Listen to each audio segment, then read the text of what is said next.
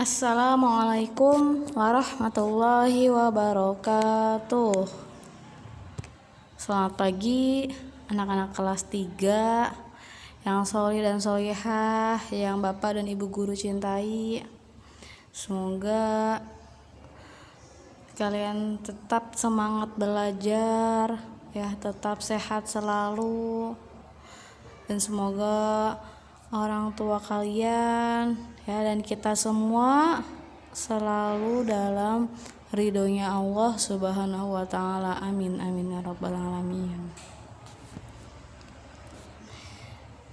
Ya, pada pembahasan tematik hari ini kita akan belajar tentang perkembangan teknologi komunikasi. Sebelum belajar, marilah kita berdoa terlebih dahulu.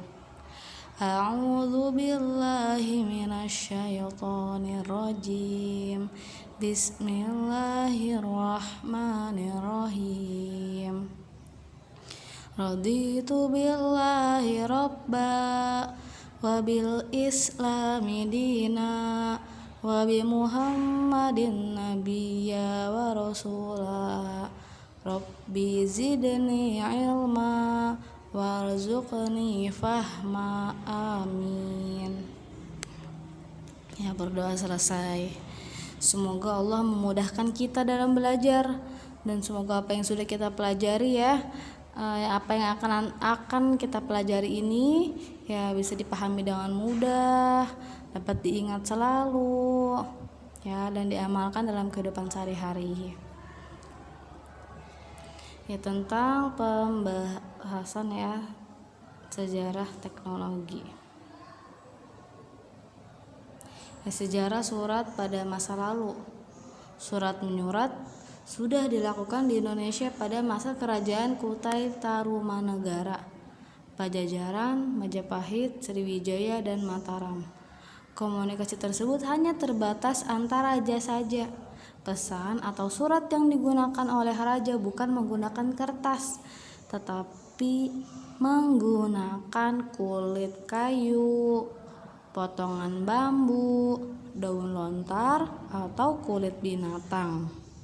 Nah, kegiatan surat menyurat mulai menggunakan kertas setelah bangsa Eropa masuk ke kawasan Nusantara. Mereka juga mendirikan sebuah kantor jasa pengiriman surat yang dinamakan kantor pos. Kegiatan surat menyurat semakin lancar setelah adanya jalan dari Anyer ke Panarukan, ya, sepanjang 1000 km. Jalan yang dibangun pada tahun 1809 atas perintah Gubernur Jenderal Dendels itu diberi nama Jalan Raya Pos. Pengiriman surat di Jawa Barat ke Jawa Timur pun hanya 6 hari dari yang sebelumnya 40 hari.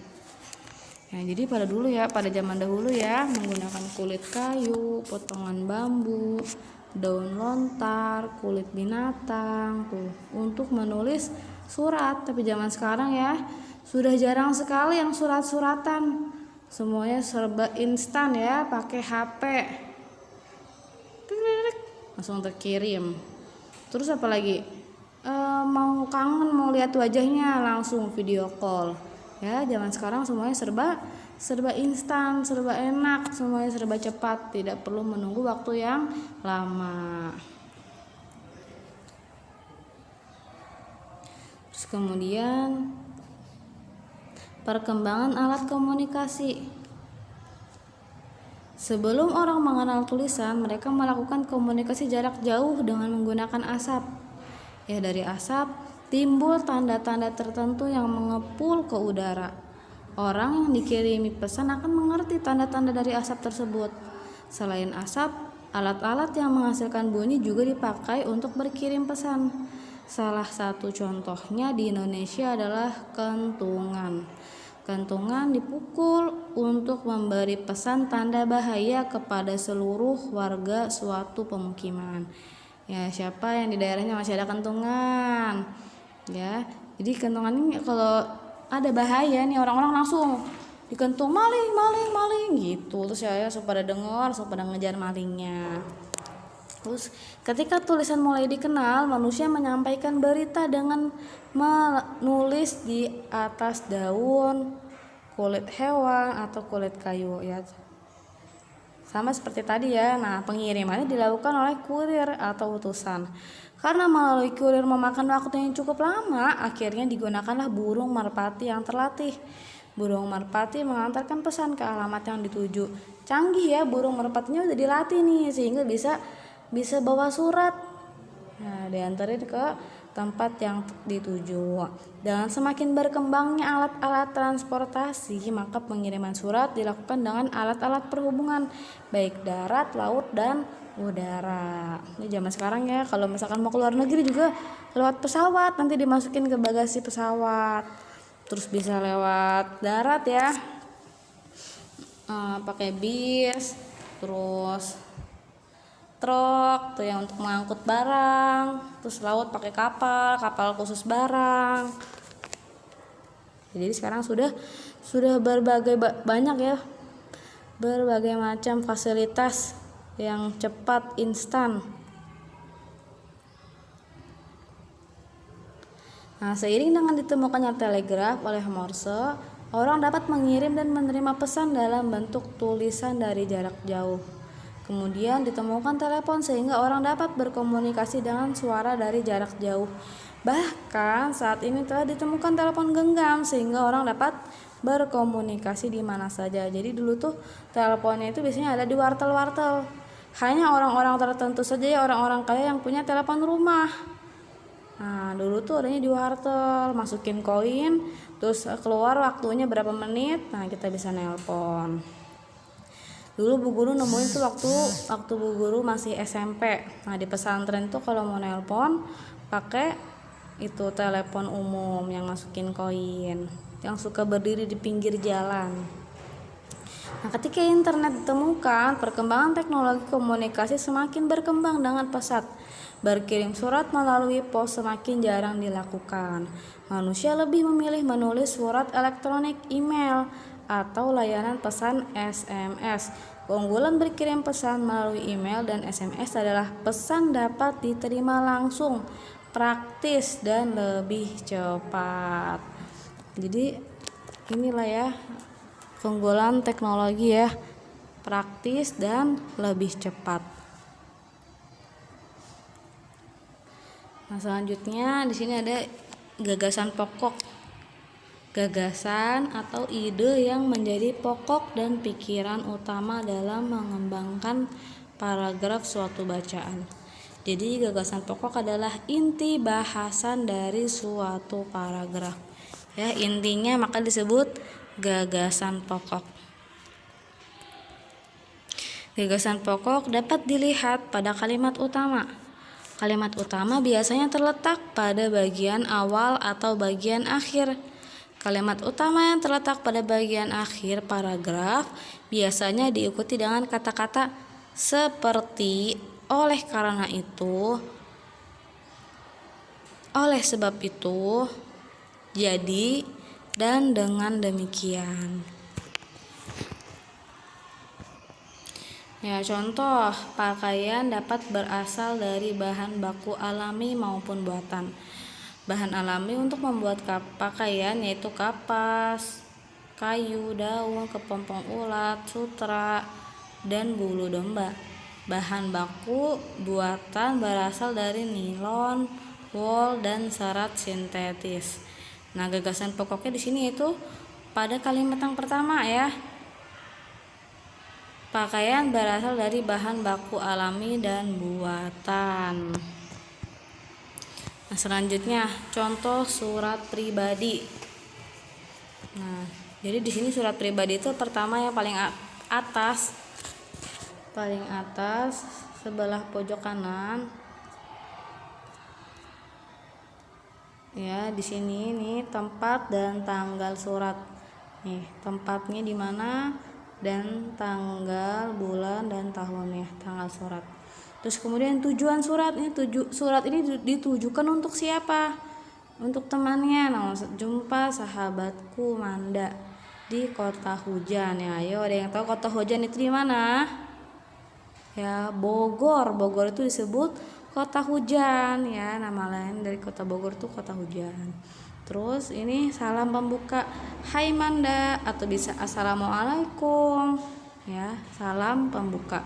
Terus kemudian pembuka surat, gimana keadaanmu sekarang? Mudah-mudahan kamu sehat dan tidak kurang suatu apapun ya. Sudah lama kamu tidak memberi kabar padaku, apakah kamu lupa denganku? Wah, mentang-mentang sudah jadi ketua OSIS, ya sudah jadi beken ya. Terus habis itu ini kan salam pembuka nih, ini pembuka surat. Terus kemudian isi surat, Manda sahabatku, aku sekarang berada di pengungsian. Lahar Merapi melanda kotaku, kota kelahiran kita, hingga keadaannya porak-poranda. Rumah, sawah, dan ternak keluargaku habis tak tersisa. Untunglah semua keluargaku selamat, walau rumah kami rata dengan tanah. Doakan ya, semoga keluargaku tabah dalam menerima cobaan ini. Nah, terus penutup surat, itu saja dulu ya kabar dariku, salam hormatku untuk kedua orang tuamu dan salam manisku untuk Mas Indra.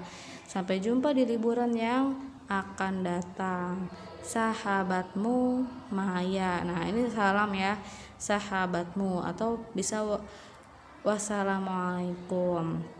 Terus nama pengirimnya dan tanda tangan. Nama pengirimnya kan kita nih yang mengirim. Nah, nama kita dan tanda tangannya. Jadi di sini ada 3 paragraf nih. Ya, ingat ya, setiap paragraf tuh masuk. Ya, kata yang pertama ini masuk ke dalam 1 paragraf sampai sini. Terus kemudian dari Manda paragraf kedua. Terus dari itu nih paragraf ketiga. Ya, ini contoh surat pribadi. Sama ya, ini juga ya contoh surat pribadi seperti ini. Ada tempat dan tanggal surat, terus ditujukan kepada siapa, terus salam pembuka, terus pembuka surat, isi, salam penutup ya, dan nama pengirim dan tanda tangan. Ini contoh surat pribadi. Terus kemudian untuk tugasnya ya, kalian kerjakan di halaman 49. Di situ ada sejarah surat pada masa lalu. Nah, itu kalian baca lagi ya, kemudian dikerjakan soalnya. Nah, dikerjakan bagian A dan B.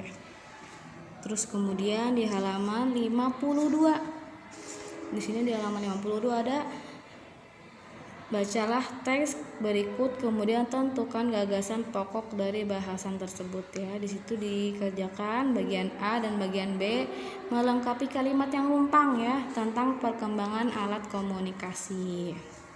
Terus juga diisi itu 1 sampai 5. Terus kemudian halaman 59 ya. Di sini ada tentang surat pribadi. Nah, itu ada bagian yang masih kosong ya, kalian isi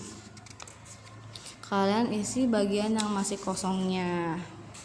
Terus yang bagian B dan C nya juga dikerjakan. Terus selanjutnya itu di halaman 64. Ya, di sini ada penggunaan media sosial. Di situ kalian baca, kemudian kalian kerjakan bagian B dan C nya. Ya, tetap semangat belajarnya ya, semangat, jangan pernah menyerah, jangan pernah putus asa ya, selalu optimis, kalian pasti bisa. Insya Allah akan memudahkan kita ya dalam belajar. Dan ingat, belajar itu niatnya ikhlas karena Allah, semata-mata mencari ridha Allah. Yang adalah kata sama-sama membaca hamdalah, alhamdulillahirrabbilalamin, subhanakallahumma wa bihamdika asyhadu alla ilaha illa anta astaghfiruka wa atubu ilaik. Wassalamualaikum warahmatullahi wabarakatuh.